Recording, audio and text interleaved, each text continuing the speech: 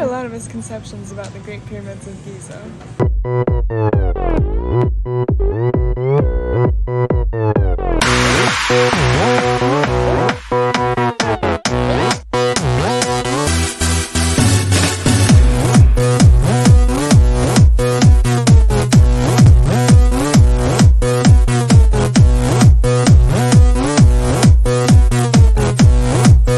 Who built the pyramids?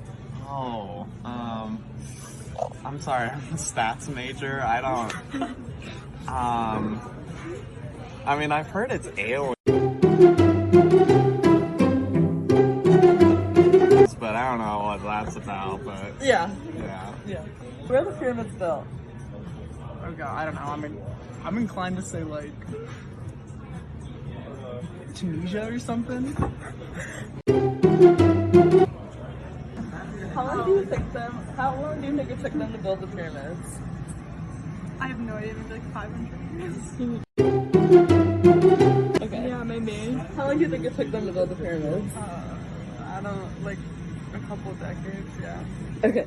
Here's the truth about the pyramids. Harry, what are you doing for spring break? Actually, I was thinking about going to Egypt to visit the Great Pyramids of Giza. Oh my god, Perry, who is that? Oh, that is Pharaoh Khufu. He was actually the pharaoh that began the construction of the first pyramid, as there are 3 pyramids of Giza.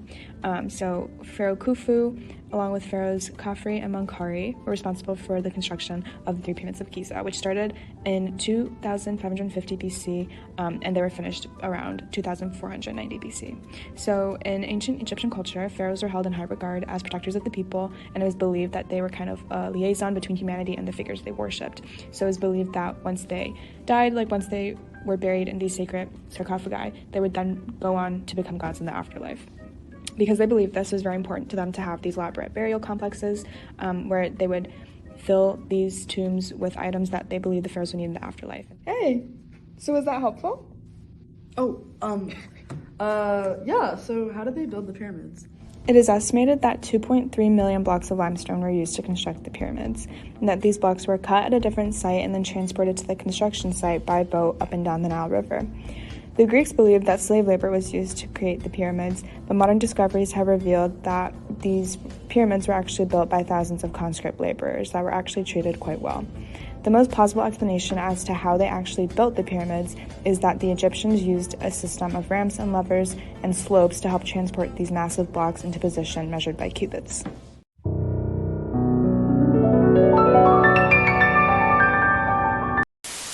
Okay, so there's clearly something going on between the alignment of the 3 pyramids and the constellation that most of us know as Orion, so let's debunk this a little bit.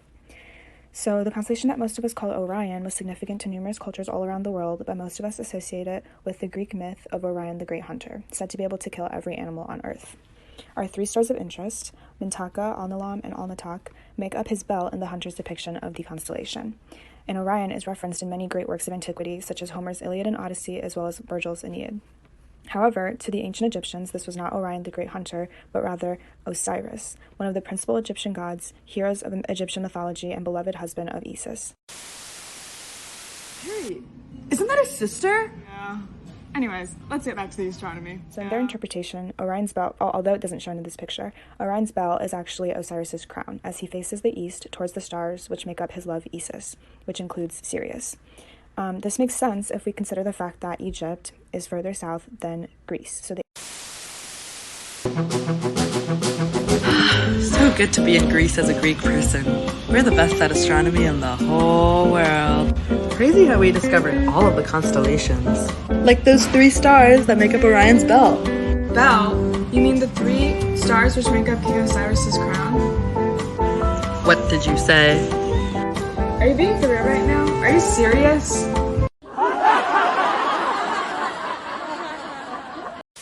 Egyptians had a different view of the stars of the sky from the Nile River Valley. This constellation is also reminiscent of certain hieroglyphics, as some versions depict a king, which can be found on the Rosetta Stone. So one of the most compelling features of the Osiris constellation is the number of stars in this constellation. So as we know from the myth, Osiris's evil brother, Set, killed him, chopped him up into 14 pieces, and threw them all around the world, which was really rude. And then Isis had to find all of these pieces in order to bring Osiris back to life. and she did a pretty good job. She found most of them except for one pretty important piece. But interestingly, in the constellation, there are 14 stars which make up Osiris's body, and the rest of the constellation makes up his crown and staff. So let's get into the Orion correlation theory. Oppan Gangnam Style. So this theory posits that there's a correlation between the location of the three largest pyramids of the Giza pyramid complex and Orion's belt in the constellation of Orion, or Osiris, and that this correlation was intended as such by the original builders of the pyramids. So, as we know, the stars of Orion were associated with Osiris, the god of rebirth and afterlife, by the ancient Egyptians. So depending on which version of the theory you're looking at, some of them actually consider the additional pyramids, which are in the complex, and use that to complete the picture of the Orion constellation, and think that the Nile River can be included to match the Milky Way, which we know from the myth is associated with a nursing mother.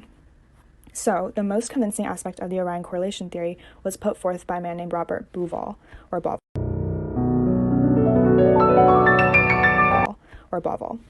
And he posited that the dimmest and most westerly star making up Orion's belt was offset slightly from the others, and he made the connection between the layout of the three main stars in Orion's belt and the layout of the three main pyramids in the pyramid complex.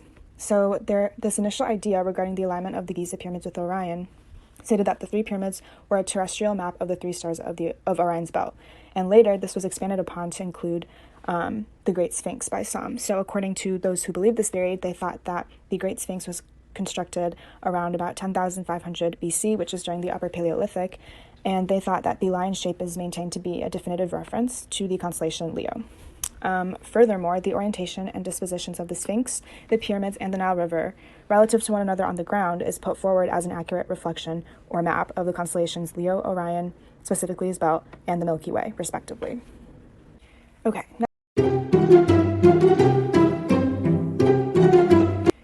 next let's move on to look at this interesting article I found where these researchers looked at these star shafts in the pyramids.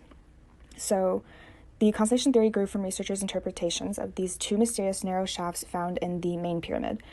So these shafts extend from the king's chamber, so the main burial tomb, within the pyramid's walls outwards. And some experts suggested that maybe these are air shafts, but that doesn't really make sense because it's unclear why the dead would need access to oxygen.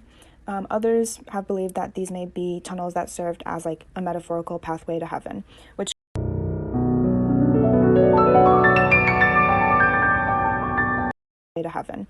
could be because they believed in the transition of the pharaohs from earthly beings to divine god figures. So in the 1960s, a group of Egyptologists suggested that these were actually star shafts and built to point towards important stars and constellations. So two researchers found that one of these shafts seems to aim in the general direction of where the North Star would have been when the pyramids were originally constructed. So the other shaft generally points towards Orion's belt, and these two sections of the sky were also known to be very important in Egyptian mythology. So we know the pole stars, which includes the North Star, were known as the imperishable stars or the indestructibles, and the Egyptians tied these unflinching stars with their beliefs about the afterlife and thought that deceased pharaohs would join them there.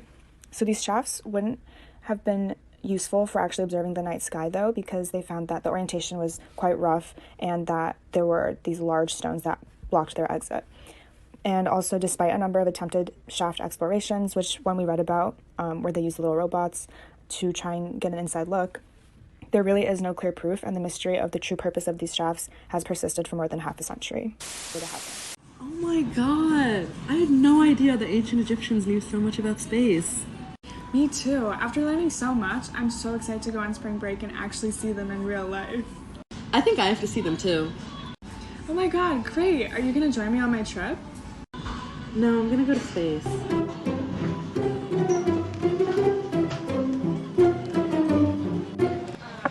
Oh my god, Perry, I can see them from space!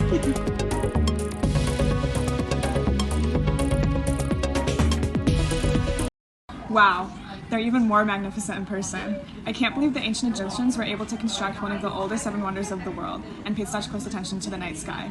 They truly are one of humanity's greatest creations to this day.